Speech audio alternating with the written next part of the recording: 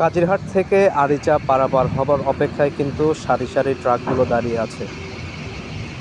এই ট্রাকগুলো সব ফেরিতে যাবে, যার কারণে দীর্ঘ একটা লাইন তৈরি হয়েছে। দেখেন, এটা মূলত ফেরিঘাট, আর এই ট্রাকের লাইন কিন্তু একদম লঞ্চ ঘাট পার হয়েও মেন রাস্তা পর্যন্ত বিস্তৃত। আর পাশে দেখেন বিআইডব্লিউটিসি বালু উত্তোলন করছে নদী থেকে। নদীতে পানি এখন কমে গেছে, যার কারণে কিন্তু ড্রেজিং করা হচ্ছে বিভিন্ন স্থানে। আর সেই ড্রেজিং করার পরে যে বালুটা এইদিকে নিয়ে এসে রাখা হচ্ছে।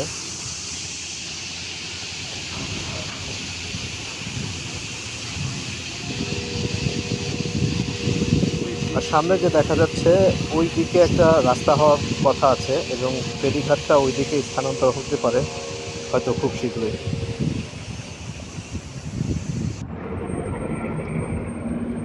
দেখেন, নদীর পানি কিন্তু শুকিয়ে গেছে, এখন বলা চলে মরা নদী।